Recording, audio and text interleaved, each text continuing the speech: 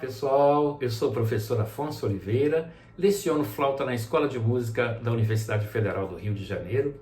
Esta é a nossa 9ª videoaula para o projeto Espiral. O tema da nossa aula é a técnica na flauta. Eu achei muito interessante trazer para vocês um método que aborda o ensino coletivo da flauta. Trata-se do Manual para o Ensino Coletivo da Flauta em Bandas de Música, de autoria do professor Eduardo Monteiro, inspirado nos painéis de bandas da Funarte.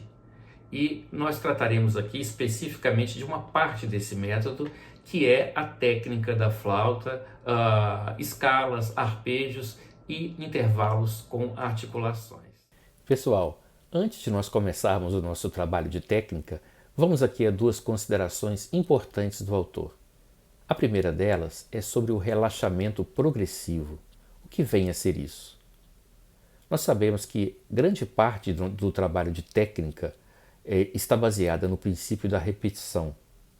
E não faz sentido nós repetirmos uma estrutura se não for para a gente melhorar tanto a nossa qualidade de execução, quanto também buscar um relaxamento, ou seja, o melhor resultado com o menor esforço possível. Então é isso que nós devemos buscar em todas as repetições que nós fazemos de exercícios. Porque se não for dessa forma, é o contrário que acontecerá, ou seja, uma tensão progressiva. E isso não é desejável, né? Nós devemos buscar sempre uma melhor qualidade, porque do contrário, nós teremos uma grande barreira pela frente para o nosso progresso na técnica. Uma segunda importante consideração do autor é sobre a qualidade do som. Ele fala principalmente do foco, da focalização do som, que não importa em que andamento se esteja praticando o exercício, o praticante deve buscar sempre o melhor foco, e aqui eu acrescento a melhor precisão na digitação, né? Com cuidado com as passagens, enfim, fazer esse trabalho com o maior capricho possível, ok? Vamos agora falar sobre o trabalho da técnica propriamente dito, os exercícios que nós vamos fazer. Esse trabalho ele está dividido em 4 pilares. O primeiro deles é a de escalas diatônicas.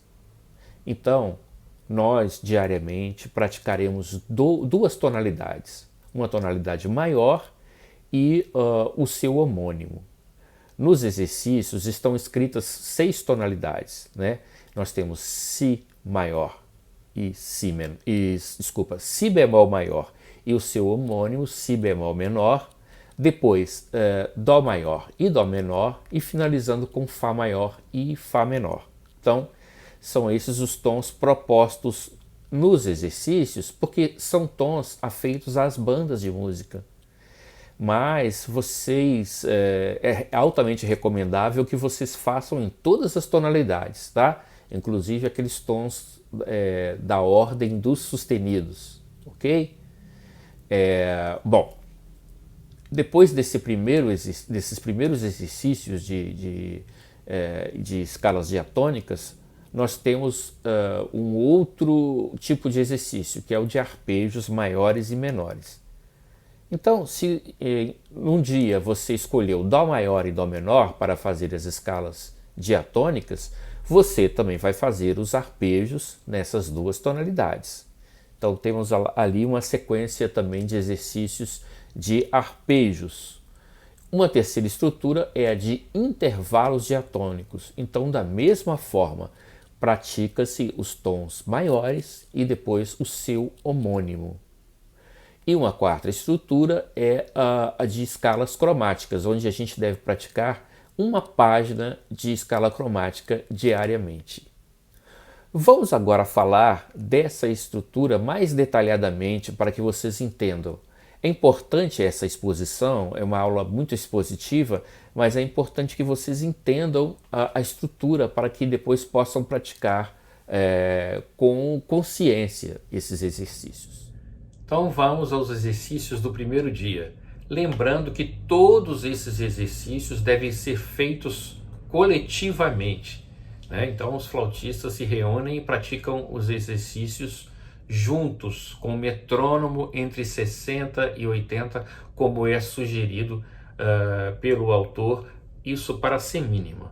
E importante, os exercícios também devem ser praticados individualmente. Se você tem dificuldade, está observando alguma dificuldade em alguma passagem, anote e depois estude individualmente. Bom, entre as páginas 1 e 6, nós temos um dos primeiros exercícios do primeiro dia, que são os exercícios diatônicos no tom de si bemol maior. E entre as páginas 16 e 21, nós vamos ter os exercícios diatônicos no seu homônimo, si bemol menor. Esses exercícios se correspondem, ou seja, os modelos são os mesmos e todos devem ser praticados no primeiro dia. Então essa é a primeira parte do primeiro dia, que são os exercícios diatônicos em si bemol maior e em si bemol menor, tá? Tomando como exemplo o exercício ED1A, que está na página 1 das escalas diatônicas, nós temos aí uma sequência no tom de si bemol maior. Os exercícios estão sem nenhuma ligadura, mas eles devem ser feitos com as colcheias ligadas de 4 em 4 e as semicolcheias também ligadas de 4 em 4. Inicialmente se faz assim. Numa segunda vez nós fazemos com articulação T, e na terceira vez nós faremos com articulação em golpe duplo, TQ, certo? Então eu vou tocar o exercício ED1, que tem, o ED1A, que tem o seu correspondente, se eu não me engano, lá na página 16, que é o ED6A.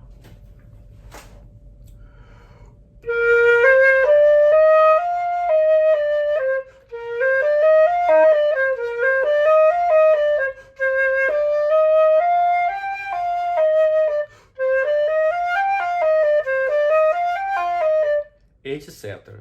Depois, na segunda vez, eu toco então com a articulação T.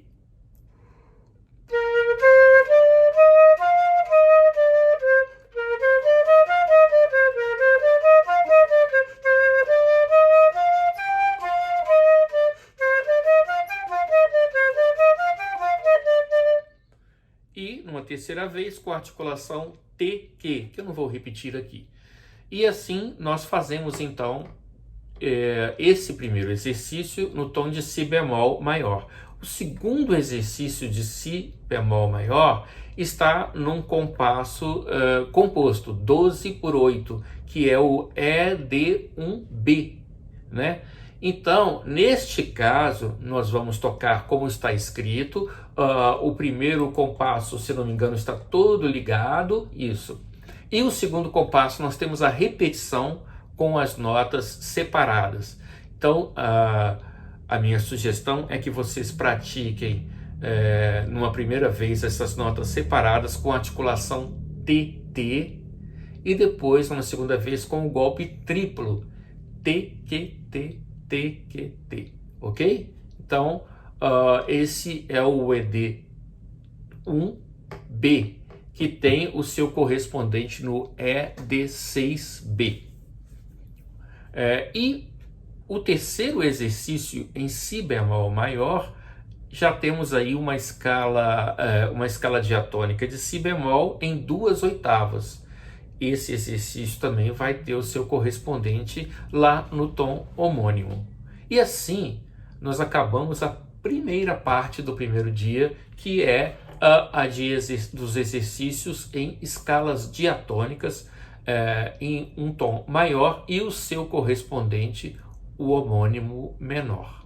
Pessoal, nós finalizamos aqui esta aula, mas daremos continuidade a esse trabalho expositivo sobre a técnica do método do professor Eduardo Monteiro, que é o manual para ensino coletivo da flauta, e com isso nós terminaremos os exercícios todos propostos nesse método, ok?